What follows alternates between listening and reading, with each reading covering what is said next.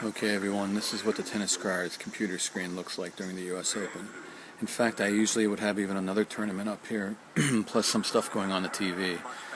Anyways, I felt I would do a wrap for the opening six, or the opening part of the day 4 action, because this was some of the best women's tennis to open a first week day of a major that I can remember. The opening six started on Ash, where Pennetta upset Errani. I called this. I saw Pennetta warming up and working out with her coach on Friday, trying to get more aggression on serve and forehand. And she was always better at hard courts when she was playing her best. So I felt that this was going to really hurt Errani. And she was starting to feel physically fit again. And she looked really fit. In fact, let me turn this off, that commercial.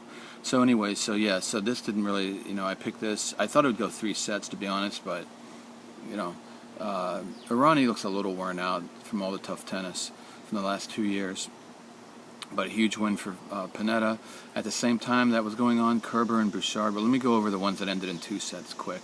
On Grandstand, well, not there. Nope. Here we go. Court 17. I thought this would go 3 as well. I thought Ormache actually played a lot tougher than the scoreline looks. But Lisicki was just dynamite, to be honest. Court 17 is more humid down there.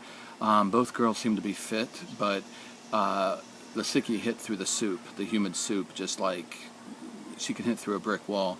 Ormache was fine. Lisicki was simply really good, and I can't believe how much form she has for missing so much time since Wimbledon. But she's a talent. I don't even think she's 100% again. She said she wasn't 100% for Wimbledon, and she doesn't look 100% here either yet. She's bludgeoning people. But again, that was closer than it looked. Ormache really fought. She had a good forehand again. She just couldn't keep up with the serving and returning. Okay, overall power. This one I also called. I thought it would be 3 sets, but anyway, Nara over Cirstea. Cirstea is not 100% physically. But it's not just that. These lively balls, Nara's taking them quick, hitting through the court. She's in the best form of her life. She was playing qualifications. She was on a roll. She may get tired now. I would assume she's going to start getting tired and kind of wear out. But big upset for big nice win for her. And then that one only went 2 sets as well. Now let's go into the 3-setters. 3 of these were 2 sets. 3 of them were 3 sets. Peng Shuai and Kuznetsova. Unbelievable. Peng Shuai looked really beat. Like I said, she got dizzy in her last match. She's had physical issues all year, but in the second set she kind of woke up, was playing really tough. And Kuznetsova really kind of was taken aback, didn't expect it. And then in the last set, they were battling hard, back and forth. Peng Shuai actually went up the break. Kuznetsova's a little bit out of form. She's not like Lisicki, who can just miss a lot of time and then have great form. But she was broken, but Kuznetsova did break back. And then near the end, Peng Shuai twisted her knee, went to the ground, took a long time out, tried to play on, and she did play on, but she had nothing left and got broken for the match. So that was the end of that. Peng Shuai, she was limping at the end. So just a year of physical issues for her. Back to the grandstand, Mikkel and Svitolina. I really thought Svitolina would pull this out because she's been in better form this year, but Mikkel played fantastic. They fought. It looked like Mikkel could win in 2, but Svitolina fought back. Then it looked like Svitolina was going to win in 3, and Mikkel fought back. And at the end, at 5-6, she broke Svitolina, who kind of, I don't want to say crumbled, but she definitely was nervous with the American crowd really pulling for Mikkel on the grandstand. And I don't want to say choke because she actually fought hard that last game, and she almost got it. But just that's tough for a youngster. I mean, Svitolina's 18, so that's really great experience, and Mikkel's back on target again, feeling better now. Then Kerber Bouchard, this happened almost exactly the way I figured. Kerber jumped up in front with her experience, but Bouchard's very good, bit her back. And then they went to the last set, and Bouchard started to wear out physically. As you know, this is a lot of tough tennis for a youngster. And Kerber's experience and ability to be able to be physical at the end of a tough match really saw her through. Bouchard looked really tired at the very end. But she has a big future ahead of her. And is that the 3? Yeah, that's the 3. So that's it. That's your opening 6. Fantastic stuff. What's happening now is Serena, a lot closer than it looked. Only 1 break the first set. Vaskevich playing very well. Looked a little bit overwhelmed by everything in the second set. Plus, Serena really started to get a hang of the balls. these lively balls, if Serena starts getting a hang of them, which it looks like she is, watch out. I don't think anyone could stop her now, except maybe Azarenka or injury. That's it. I mean, these things are big balls, but they're lively, and Serena has just started plowing them. Okay, and then Federer's up now with Berlocq. Louis Armstrong, Bautista Agut Ferrer, I have no idea, but I just don't expect much from that match. If that's a big match, I'll be surprised, but I think that should be easy for Ferrer. After Bautista Agut's epic one with Pospisil the other day. The grandstand, we've got Ivanovic and Dolgoruu live right now, and Ivanovic jumped up 3-zip. Dolgoruu had a little bit of a letdown, obviously, from her big long match with Lepchenko, but now she's fighting. So we'll see if she can. I think she'll push Ivanovic. It may even go 3. Just depends on Dolgoruu's fitness. On court 17, Cornet and Tomljanovic, I thought this would go 3. Tomljanovic doesn't look that fit. Her leg was all wrapped up again. Then she had a medical timeout for heat stress, heat exhaustion, and then she almost broke Cornet back in the second set after that MTO, but couldn't get it, and then that was lights out. Cornet looked good, even in the heat and the humidity on court 17, which gets very, very humid. It's in a pit. It's down below ground level.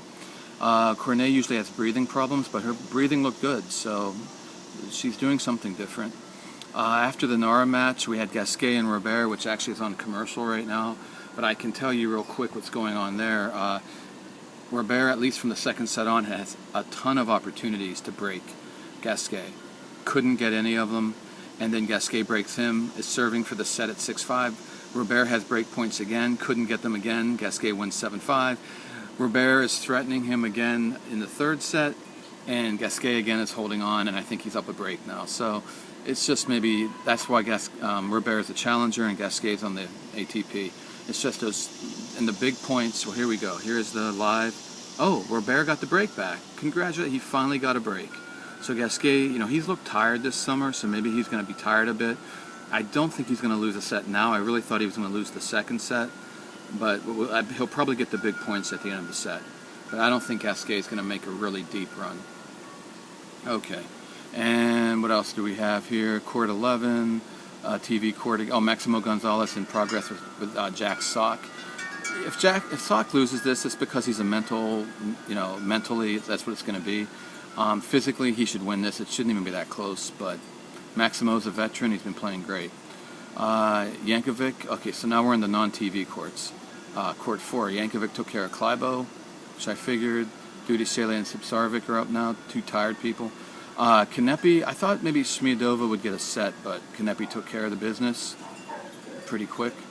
And then Knapp took care of Vesnina. I didn't expect that. I didn't see that coming. Vesnina is wearing out a bit. I have seen that, but I didn't think it would be enough to lose to Knapp. But looks like she was maybe a little stiff to start. Maybe her back, which gets stiff a lot. Sometimes her shoulder. Knapp took the first set easy, fought in the second. So congrats to Knapp. She's loving these balls. Makarova. I really thought Maddox Sands would win this in 2 sets. It looks like, in 3 sets. It looks like it was a tight match, but Maddox Sands couldn't do it. Makarova is in better form. I expected her to get tight, but she didn't. She took care of the business, so congrats to her. This one I thought would go 5, Tursunov and Ruffin, but Ruffin, whatever, he had to retire, so he had some sort of injury issue. So that's the end of that. So that helps Tursunov, who was starting to tire from a long summer. Vinci lost the first set to Safarova, but then, as you can see, 1 and 2, Safarova totally pooped out. So I didn't even think she'd get a set. So good stuff that she even got a set, to be honest. This is going to be a barn burner. I wish I was there to see this. This is not being streamed. It's not on a TV court. Vikic and Halep. Halep has had a great summer, but she's tiring out now. So that will be interesting. And that's it. I think the rest is doubles. The Williams sisters go today in double. Oh, no, I'm sorry. Shvedova took care of Patricia Mayer, who went through qualifying. She was a lucky loser. She looked tired in qualifying, so that's not surprising. Surprised she got this far, actually. So there you go. A lot of doubles actions. The Williams, Hingis and company. I don't know if Hingis played yet. All right. I'll have to check that out later.